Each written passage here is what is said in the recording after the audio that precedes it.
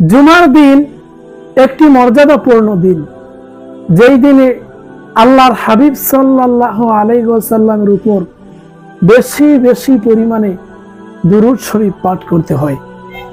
আল্লাহর হাবিব সাল্লাল্লাহু আলাইহি ওয়াসাল্লাম বলেন, ইন্না মিন আফদালি আইয়ামিকুম ইয়াউমাল জুমআহ। আল্লাহর হাবিব সাল্লাল্লাহু আলাইহি ওয়াসাল্লাম বলেন, নিশ্চয় দিন সমূহের মধ্যে সবচাইতে শ্রেষ্ঠ দিন হচ্ছে জুমার দিন। ফাকসিরু আলাইয়া মিনাস সালাতি ফি। যখন জুমার দিন চলে আসবে তখন তোমরা আমি নবীজির উপর বেশি বেশি পরিমাণে দুরূদ শরীফ পাঠ করবে। ফাইন্না সালাতাকুম মা'রুদাতুন আলাইয়া। কেননা তোমাদের এই দুরূদগুলো আমি নবীজির কাছে পেশ করা হয়। একজন ব্যক্তি বললেন, ইয়া রাসূলুল্লাহি সাল্লাল্লাহু আলাইহি ওয়াসাল্লাম, ওয়া কাইফা তু'রাদু সালাতুনা আলাইকা ওয়া ক্বাদ আরামতা। হে আল্লাহর রাসূল সাল্লাল্লাহু আলাইহি ওয়াসাল্লাম, আপনি জীবিত আছেন, আমরা আপনার প্রতি দুরূদ পড়ছি, কিন্তু আপনি যখন এই পৃথিবীর জমিন থেকে চলে যাবেন আমরা আপনার প্রতি কেমন করে দুরূদ শরীফ পাঠ করব। ওয়া ক্বাদ আরামতা, অথচ আপনি তো আপনার রওজা শরীফের মধ্যে আরাম করবেন। অর্থাৎ ওই ব্যক্তি বুঝাতে চাইলেন যে একজন সাধারণ ব্যক্তি মৃত্যুবরণ করার পরে জমিন তার সাথে যেই ব্যবহার করে, নবীদের সাথেও মনে হয় জমিন সেই ব্যবহার করবে। তখন নবীজি সাল্লাল্লাহু আলাইহি ওয়াসাল্লাম বললেন, ইন্নাল্লাহা হাররামা আলাল আরদি আজসাদাল আনবিয়া।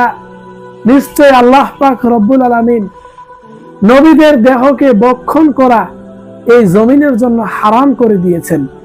ফানাবিয়ুল্লাহি হাইয়ুন।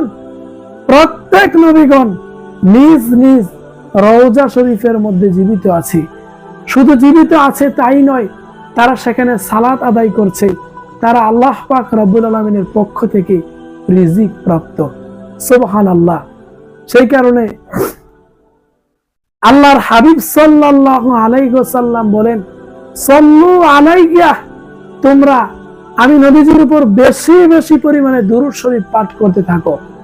ফাইন্না সালাতাকুম তাবলুগুনি হাইসু কুনতুম। কেননা তোমরা যেখানেই থাকো না কেন তোমাদের এই দুরূদগুলো আমি নবীজির কাছে পৌঁছে যায়। সুবহানাল্লাহ।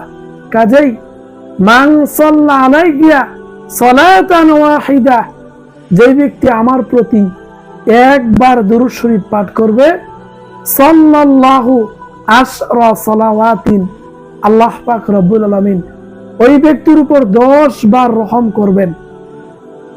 হুদ্দাত আনহু আশরু খতিয়াতিন, আল্লাহ পাক রব্বুল আলামিন ওই ব্যক্তির 10টি গুনাহ ক্ষমা করে দিবেন। অরফিআত লাহু আশরু দারাজাত, এবং আল্লাহ পাক রব্বুল আলামিন ওই ব্যক্তির 10টি মর্যাদা বৃদ্ধি করে দিবেন। সেখানে জীবনের প্রত্যেকটি সময় আমরা আল্লাহর হাবিব সাল্লাল্লাহু আলাইহি ওয়াসাল্লামের উপর দুরূদ শরীফ পাঠ করব এবং আল্লাহ পাক রব্বুল আলামিনের সন্তুষ্টি অর্জন করব।